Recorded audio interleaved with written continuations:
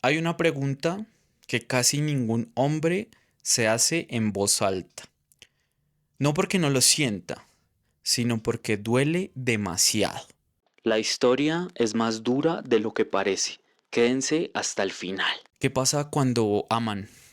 Pero su forma de amar hiere. Se vuelven más duros, se cierran o se quedan y aprenden a gobernarse. Esta no es la historia de un héroe. Es la historia de un hombre que aprende tarde que la fuerza sin conciencia se vuelve una amenaza. No hablamos de un héroe de capa blanca. Hablamos de un hombre que nació del cadáver de su madre, criado en el barro y perseguido por una maldición que no lo deja descansar ni siquiera en sus sueños. Esta es la historia de Guts. Para entenderlo, tenemos que recordar su primer aliento. Nació de una mujer colgada de un árbol. Su vida empezó donde termina la de otros. Fue criado por Gambino, un mercenario, quien le enseñó que la única forma de amor era hacia el acero. Y por esto Guts no sabe abrazar. Solo sabe empuñar espadas que son más grandes que cualquier ser humano. Guts creció como un lobo solitario, saltando de campo de batalla en campo de batalla. No tenía opciones. La guerra lo arrullaba. Y antes de aprender a hablar, su cuerpo entendió algo. Aquí no hay espacio para bajar la guardia. Y ahí, sin saberlo, aprendió la idea más dura de la vida. No todo depende de usted. Desde lo estoico, esto se llamaría destino. Desde la psicología lo podemos llamar como un trauma temprano. Inclusive el budismo lo podría interpretar como ignorancia al sufrimiento. Entendiendo que Guts no tenía palabras. Solo tenía una espada y un sistema nervioso que jamás descansaba. Luego de tanto camino, tanta batalla, tanta guerra insulsa, aparece un hombre que parece un ángel. Y entonces entra en escena Griffith. Entendiendo a Guts como una sombra, nos damos cuenta que Griffith parece esa luz cegadora que ilumina. Pero ¿a qué costo? Griffith era un ser hermoso, un ser de luz, con un oscuro secreto. La ambición lo dominaba. Este era el líder de la banda del halcón. A Griffith no le importaba el dinero. Él quería un reino. Y este propósito lo iba a llevar muy lejos. Cuando vio a Guts, encontró la pieza que le faltaba a su tablero de ajedrez. Y aquí la historia empieza a engañarnos, ya que pensamos que Berserk es una historia épica de caballeros. Guts empieza a encontrar el respeto, empieza a encontrar compañeros que lo empiezan a sostener. Y además, algo muy importante, encuentra a Kasaka, una guerrera formidable, que era la mano derecha de Griffith. Pero en este mundo la felicidad es un préstamo con intereses altísimos. Escucha, porque la historia se va a tornar mucho más escabrosa. Kasaka no llega a la vida de Guts para salvarlo, llega para interrumpirlo. Por primera vez, alguien camina a su lado sin pedirle dureza constante. Y por primera vez, él decide bajar un poco la espada. Y aquí surge algo nuevo en él. No es paz, no es felicidad, es vulnerabilidad. Y aquí aparece una lección importante de Marco Aurelio. El amor puede desordenar el alma si no hay templanza. Y Guts no la tenía.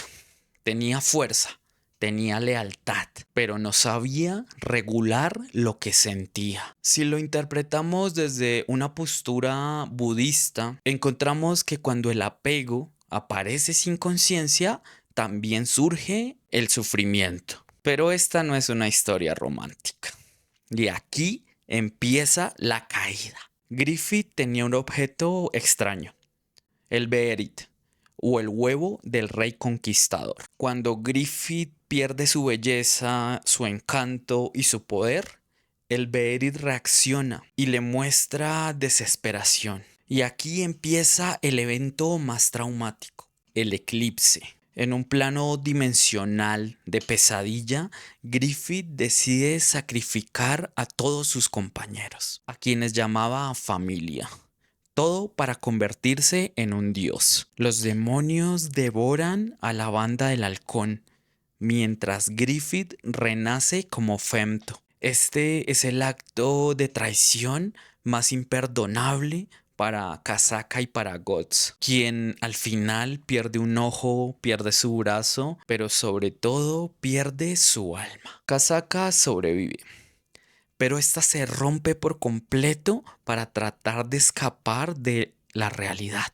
Y así cuando Femto desciende y ve a un Guts arrinconado y a una Kasaka malherida, toma a esta última, la somete y practica un acto aberrante ante la mirada atónita de Guts. Y este no lo hace por un deseo sexual humano, lo hace por algo mucho más retorcido. En este acto perverso se da cuenta que puede poseer a cualquier humano. También puede verse una venganza silenciosa contra Guts, ya que él sentía que Guts era el único que podía distraerlo de su sueño. Al acceder a Kasaka, él intenta destruir el vínculo que existe. Y lo más terrible es cómo Femto obliga a que Guts vea este acto despreciable, rompiendo lo más preciado para Guts,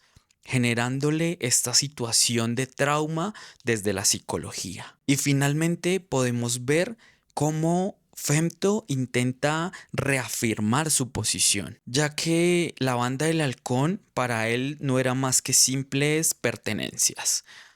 Con este acto reafirma que la vida humana era despreciable, que no le interesaba, y muestra esa forma vil de reclamar sus posesiones de la manera más violenta posible. Lo que continúa es la ruptura total de Guts, que se convierte en el guerrero negro, llevando en su cuello tatuado un objeto místico que lo señala como comida de demonio. Cada noche, desde que amanece hasta que anochece, Guts tiene que luchar.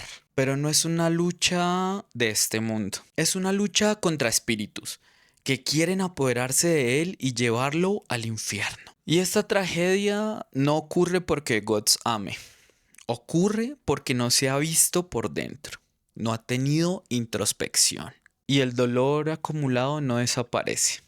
Se filtra, se expresa, se desborda. Y Berserk no romantiza nada. Muestra la realidad. Muestra qué pasa cuando un hombre fuerte no ha aprendido a detenerse. Cuando ha perdido su templanza, su carácter y el dominio de su mundo interno. Pero al caer al abismo, a lo más profundo, solo queda una cosa: subir. Ya que después de todo esto, Guts se vuelve mucho más sabio, mucho más responsable. A pesar de seguir teniendo mucha rabia, miedo, empieza a realizar algo importante. Deja de actuar todo lo que siente. Y finalmente evidenciamos esa disciplina interior que Guts empieza a formar. Esa manera inusual de gobernarse a sí mismo. Esto es la base del estoicismo. Cuando el hombre logra dominar su impulso, empieza a regular, a observar y a elegir. Ese es el verdadero inicio del entrenamiento. Y aquí empezamos a ver una interpretación del amor sin poseer, ya que Guts ama a Kasaka aún así cuando ella no puede volverle lo mismo, redefiniendo la palabra y el concepto amor.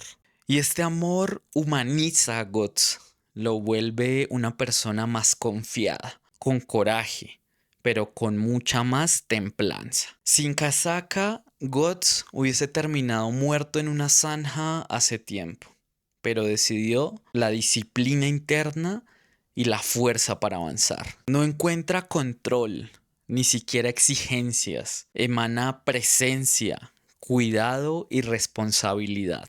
Y esto nos deja una lección incómoda. Amar no es salvar, es no convertirse en una amenaza. El amor de casaca es un recordatorio constante de que Guts es aún humano. No es la espada, no es el acero lo que lo hace fuerte. Es la fragilidad de su mujer, la cual ama, situación que lo obliga a ser invencible. Y aquí podemos empezar a cuestionarnos. ¿Esta historia se parece a mi historia? Claro, no en lo literal, pero sí en lo profundo. Guts no solo muestra a ese guerrero silencioso, evidencia muchas más cosas. Nos muestra al hombre que siempre trabaja duro y no descansa. Es el hombre que cuida a su pareja pero no sabe cómo sentirse seguro. Tal vez de quien ama con tanta intensidad que se asusta de su propia sombra. El problema no es sentir de manera fuerte. El problema es no saber sostenerse, no saber manejar esa llama interna que tenemos. Por eso Guts no solo nos enseña a ser fuertes, nos enseña a ser responsables con nuestra fuerza. No nos enseña a endurecernos más. Nos enseña a gobernarnos y no nos pide que eliminemos nuestra oscuridad. Nos pide que integremos esa parte oscura. Por eso en el dojo no entrenamos para resistir más. Entrenamos para no romper lo que amamos. Recuerden que la asesoría psicológica está ahí presente. Tengo la integridad y el valor para asumir ese proceso.